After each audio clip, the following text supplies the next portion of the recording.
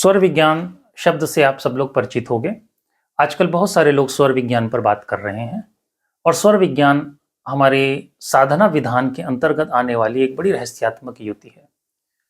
इस शास्त्र की रचना भगवान शिव और मैया के सानिध्य में हो रही चर्चा के माध्यम से हुई है, जहां पर मां ने भगवान शिव से यह प्रश्न किया है कि जो बहुत अधम कोटि के साधक हैं, जो बहुत कुछ नहीं कर सकते हैं, उनके लिए कोई हमें युक्ति ऐसी बताइए कि जो बहुत सामान्य स्तर का व्यक्ति जो साधना मार्ग में कुछ भी ना जानता हो, वह भी अगर इसका अभ्यास कर ले तो उसका कैसे कल्याण हो जाए। और हमें यह बात भी समझनी होगी कि जितनी भी साधना विधियां हैं, उन साधना विधियों का कोई भी ऐसा स्क्रिप्ट हमें प्राप्त नहीं होता जो डायरेक्टली भगवान शिव ने किसी को कहा हो। हर स्क्रिप्ट का मूल क्या है कि मां ने प्रश्न किया है भगवान शिव से यानी बाबा से, और बाबा ने मां को उसका उत्तर दिया है और फिर मां के माध्यम से ही वह विद्या धरा तक पहुंची है। माध्यम और भी बनाए गए हैं, कहीं कबूतर की बात कही जा रही है, कहीं तोते की बात कही जा रही है, वो सब सेकेंडरी हैं। इसीलिए कोई भी साधना विधि से अभ्यास करने वाला अभ्यासी जब तक मां की शरण में नहीं जाएगा तब तक वह किसी भी योगिक साधना को सिद्ध नहीं कर पाएगा। इस बात को हर व्यक्ति को बहुत अच्छे से समझना होगा। और यहां पर मां के सानिध्य का चयन आपको नहीं करना है कि आपको मैया के किस स्वरूप के साथ जाना है, मां को चयन करना है कि वह आपको किस स्वरूप में मिलती है या आपसे मिलना चाहती है। यह भी विशेष योगिक विधि के माध्यम से ही संभव है। तो स्वर शास्त्र की जब हम चर्चा करते हैं तो यहां पर भगवान शिव ने मां को बताया है कि एक सामान्य व्यक्ति अपने नासिका के इन छिद्रों के माध्यम से अपने जीवन में बहुत अभूतपूर्व परिवर्तन कर सकता है। स्वर शास्त्र के बहुत सारे विषय ज्योतिष विद्या से जुड़े हुए हैं, जहां पर ज्योतिषी भी इस विद्या का ठीक ठीक तरीके से प्रयोग करते देखे जा रहे हैं और आप भी यह विद्या का प्रयोग कर सकते हो।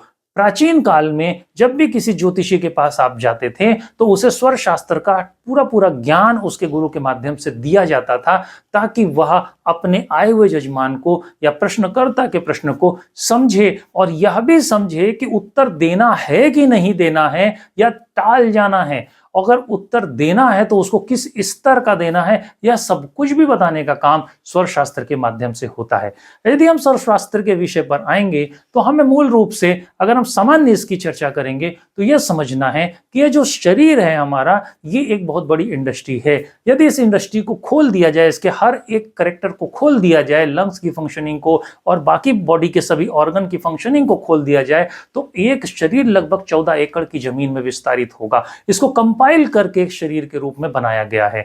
तो ये जो शरीर है, इस शरीर के अंदर जो टेम्परेचर का मैनेजमेंट है, इसके साथ साथ शरीर के अंदर जो भी चीजें आप टेस्ट में देखते हैं, ब्लड टेस्ट के माध्यम से या अन्य किसी स्कैनिंग के माध्यम से, तो जो उनका बैलेंस रेशियो आपको दिखाई दे रहा है, वह जो बैलेंस रेशियो है वह सब कुछ आपके इन दोनों नासिका के छिद्रों के साथ जुड़ा हुआ है। यानी कि आप यदि ये देखते हैं कि किसी व्यक्ति का हीमोग्लोबिन इस नंबर से इस नंबर के बीच में है, तो उस नंबर से उस नंबर के बीच में बैलेंस बना के रखने का काम यदि कोई कर रहा है तो आपकी ये नासिका के छिद्र कर रहे हैं। इसी प्रकार आपके शरीर में कैल्शियम का लेवल, आपके शरीर में अन्य किसी मिनरल्स का लेवल, हार्मोन का बैलेंस, यह सब कुछ आपकी नासिका छिद्र से जुड़ा हुआ है। इसलिए नासिका छिद्र पर जाने वाली सांस को अगर हम ठीक तरीके से समझना शुरू कर देंगे तो हम अपने शरीर के अंदर हो रहे डिसबैलेंसिंग को ऑटोमेटिकली ठीक कर लेंगे और ये बैलेंस हो जाती है। बहुत बार ऐसा भी देखा गया और हमारा खुद अपने साधकों के साथ का अनुभव है, जहां पर हमने एक बहुत अनुसंधान किया कई सारे साधकों के साथ कि एक छोटा सा प्रयोग उनको कराया कि उन्हें अपने दिन भर में कम से कम 5 बार अपने स्वर की जांच करनी है और जो स्वर उन्हें चलता हुआ मिले उस स्वर के साथ 2 से 3 मिनट बैठना है। ऐसा प्रयोग हम लोगों ने 21 दिन का किया और इस 21 दिन के प्रयोग पे सभी साधकों ने जो एक बात कॉमन बताई, वो ये बताई कि जब हम दिन में 4 से 5 बार अपने स्वर की जांच करते हैं तो हमने पाया कि हमें मानसिक शांति अच्छी मिली, हम ज्यादा मानसिक रूप से शांत अपने को अनुभव कर पाए। यानी कि जिंदगी उसी रूटीन पर चल रही है, उसी लाइफस्टाइल को जिया जा रहा, कहीं कोई और चेंज नहीं किया गया। एक छोटा सा प्रयोग सिर्फ इतना डाला गया कि तुमको अपने सुबेरे से लेकर रात सोने तक में 5 बार अपने स्वर की जांच करनी है और उन्होंने 5 बार जांच करने के बाद जब पाया कि मेरा लेफ्ट नॉस्ट्रल चल रहा है तो उन्होंने फील करते हुए लेफ्ट नॉस्ट्रल से 2-3 मिनट सांस ली। अगर किसी को राइट नॉस्ट्रल चलता हुआ मिला तो उन्होंने राइट नॉस्ट्रल से 3-4 मिनट सांस ली। बस इतना ही एक छोटा प्रयोग किया 21 दिन, तो उन्होंने पाया कि हमारे 21 दिन बहुत शांतिपूर्ण व्यतीत हुए, हमें कोई भी व्यर्थ की उलझन नहीं हुई। तो ये जो दोनों स्वर हैं, यदि हम इनको बिना छेड़े भी केवल इनके साथ ये एकाग्रता स्थापित करना शुरू कर दें कि हमारा कौन सा स्वर चल रहा है, और यदि यह प्रयोग आप भी करके देखें और मुझे कमेंट में बताएं कि आपको क्या अनुभव हुआ, तो आप भी यह निष्कर्ष तो निश्चित ही पाएंगे कि आपके अंदर शांति आई है। आपने जब इस शांति को पाया, या जो मेरे साधकों ने मुझे अनुभव बताए, उन्होंने यह भी बात बताई कि जब हमने किसी के प्रश्न का उत्तर दिया तो वह उत्तर सामने वाले को मेरे इस साधना में शामिल होने से पहले उतना से सेटिस्फैक्टरी नहीं बैठता था, जितना इस 21 दिन में मैंने पाया कि दिन प्रतिदिन हमने किसी को भी कोई आंसर किया है तो वो बड़ा सेटिस्फैक्टरी सामने वाले को लगा, यानी कि उसने प्रत्युत्तर नहीं किया मेरे उत्तर को पाने के बाद। यह भी इस साधना का हिस्सा है।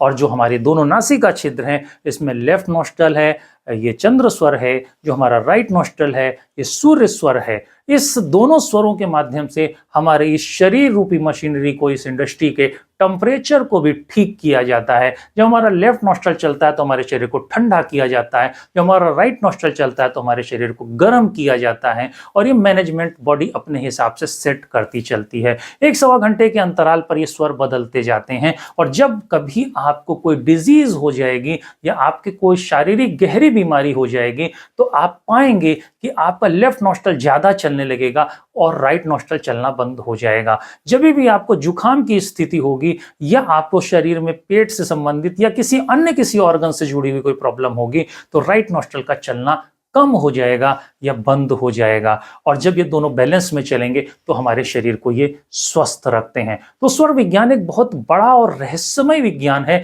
इस विषय पर जितना भी बोला जाएगा कम है, लेकिन बोलने से ज्यादा अच्छा है कि इसके साथ किए जाने वाले कुछ युक्तियों को आप अपने जीवन में जरूर प्रयोग में लाएं। स्वर विज्ञान को समझाने की अपेक्षा इन छोटे छोटे टूल्स पर अगर आपने काम करना शुरू किया तो निश्चित ही लाभ होगा, क्योंकि स्वर विज्ञान को तो आप किसी भी शास्त्र को उठा के पढ़ सकते हो। यह शास्त्र शिव स्वरोदय के नाम से आसानी से बाजार में अवेलेबल हो जाएगा। उसके अंदर के कुछ ऐसे टूल्स हैं जो मेरे टेस्टेड हैं, उनकी मैं चर्चा कर रहा हूं। एक टूल की मैंने चर्चा की कि आप दिन भर में 4 से 5 बार अपने नॉस्ट्रल की जांच जरूर करें, आपको विशेष लाभ प्राप्त होगा। इसके साथ साथ एक और युक्ति है जो आप प्रयोग कर सकते हैं। यदि आप सूर्योदय का समय डेली का डेली अपने शहर का नोट कर लें और सूर्यास्त का समय शाम के समय का नोट कर लें, और इस समय पर यदि आप शांत बैठकर अपने पूजा घर में दीपक को प्रकट करके थोड़ी देर का त्राटक अभ्यास कर लें, तो निश्चित मानिए आपको सुषुम्ना स्वर की अनुभूति हो जाएगी। और ये सुषुम्ना का अनुभव यदि आप दोनों समय पर एक एग्जैक्टली सूर्यास्त और सूर्योदय के टाइम पर यदि अपने भीतर प्रकट कर लेंगे, तो आप अपने जीवन में एक अलग तरीके की दिव्यता को महसूस करने लगेंगे। आपको ईश्वरीय अनुभव और इंट्यूशन की पावर बहुत बढ़ती हुई मिलेगी। यह भी इसी स्वर शास्त्र का विषय है। इसी प्रकार आप किसी को भी कुछ भी बोलने बताने से पहले अपने स्वर की जांच जरूर कर लें। आप अगर अपने स्वर की जांच करते हुए कुछ भी बात बोलेंगे तो वो बहुत महत्वपूर्ण होगी। यदि किसी व्यक्ति ने आपको कुछ भी बात ऐसी पूछ रहा है जिसका जवाब बहुत वेग से देना है, जिसमें ऊर्जा ज्यादा लगनी है, तो आप राइट नॉस्ट्रल अगर चल रहा है तो ही जवाब दें। और यदि कोई सामान्य और ठंडे तल की बात पूछी जा रही है तो लेफ्ट नॉस्ट्रल के प्रभाव में बोली जाए तो उसका प्रभाव सामने वाले के ऊपर ज्यादा पड़ेगा। इसके साथ साथ आप बार बार अपने स्वरों को जरूर चेक करते रहें। आवश्यकता अनुसार जो स्वर चल रहा है उसी स्वर का संग लेते हुए जब आपको दिन भर में फुर्सत का समय मिले तो आप उस स्वर के माध्यम से लंबी लंबी 10 से 15 सांस लें या 21 सांस का संकल्प बनाएं। मान लीजिए कि आपको दोपहर के समय फुर्सत मिलती है और आप 15-20 मिनट का विश्राम ले रहे हैं, तो आप चेक जरूर करें कि आपका कौन सा स्वर चल रहा है। और यदि आपको लेफ्ट चलता हुआ मिलता है तो आप लेफ्ट नॉस्ट्रल से 20-21 सांस लें और फिर उस प्रक्रिया को छोड़ दें। आपको जब राइट मिले तो आप लेफ्ट को बंद करें, राइट से 20-21 सांस लें और फिर उसको छोड़ दें। केवल आप इतना भी अगर दिन में 2 से 3 बार अपनी क्रियाओं के बीच में शामिल कर लेंगे, अपनी दिनचर्या में शामिल कर लेंगे, तो आपके अंदर एक अभूतपूर्व परिवर्तन आप स्वयं देख पाएंगे। तो ऐसी कुछ युक्तियां आज मैंने आपको बताने की कोशिश की हैं। मेरा प्रयास है कि मैं आगे भी कुछ बातें और कुछ युक्तियां आपको मैं देता रहूं, जिनका प्रयोग करके आप अपने जीवन को आनंद से भरते रहें। धन्यवाद।